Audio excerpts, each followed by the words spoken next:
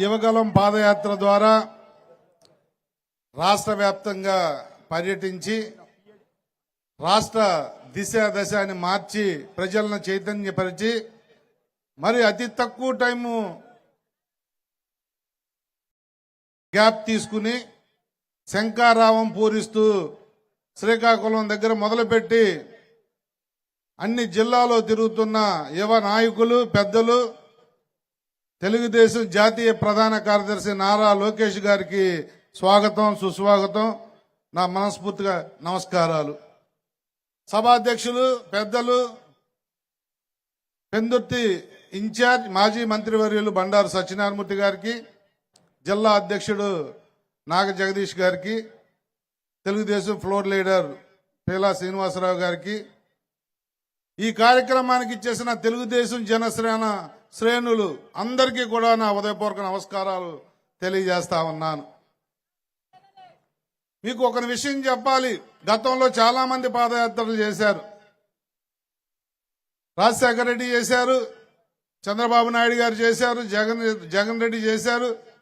వాళ్ళందరూ కూడా ఏ ఇబ్బందులు లేకుండా ప్రభుత్వ సహకారంతో చక్కగా చేశారు.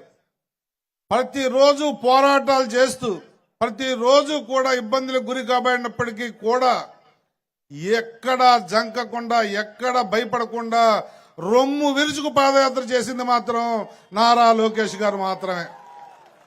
ప్రజలను చైతన్యపరుస్తూ అడుగడుగున ప్రభుత్వ అడ్డంకులు జగన్మోహన్ రెడ్డి సృష్టించినా కూడా నేను మీతో ఉంటాను, మీ జీవితాల్లో వెలుగులు తెస్తాను, మీతో వెలుగులు నింపుతాను అని చెప్పి ఆఖరికి ఏమీ చేయలేక ఆఖరిలో ఏ పాపం తెలియని మన మాజీ ముఖ్యమంత్రి మచ్చలేని నాయకుడు చంద్రబాబు నాయుడు గారిని అక్రమ అరెస్టు చేసిన చిన్న గ్యాప్ తీసుకున్న తర్వాత పూర్తి చేసిన పట్టుదల కార్యదక్షత ఉన్న వ్యక్తి నారా లోకేష్ గారు.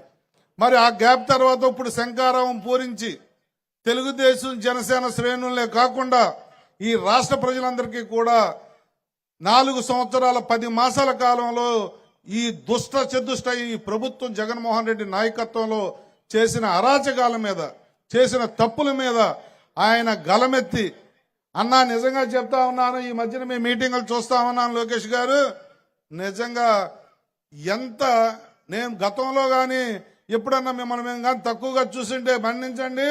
ఎందుకంటే మీరు పరిణితి చెందిన రాజకీయ నాయకుల్లాగా విజృంభిస్తున్న విధానం చూస్తే శభాష్, నాయకుడు అంటే ఇలా ఉండాలన్న విధంగా మీ స్పీచ్లు కానీ మీ పట్టుదల కానీ మీ కార్యక్రమాలు కానీ ఉంటా ఉన్నాయి.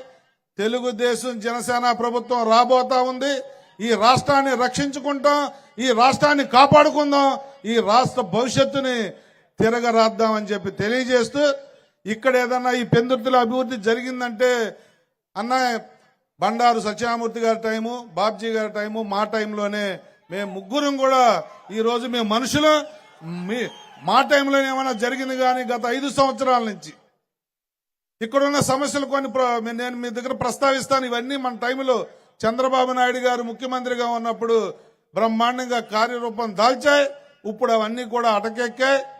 ఈ ప్రాంతంలో ఉన్న పంచగ్రామాల సమస్య కానీ, తాడి తరలింపు సమస్య కానీ, ఏదైతే టిడ్కో ఇళ్ల సమస్య కానీ నగరాల్లో, అలాగే ఈ ఉద్యోగ ఉపాధి అవకాశాల మీద కానీ అన్ని సమస్యలు మీకోసం ఎదురు చూస్తా ఉన్నాయి నారా లోకేష్ గారు.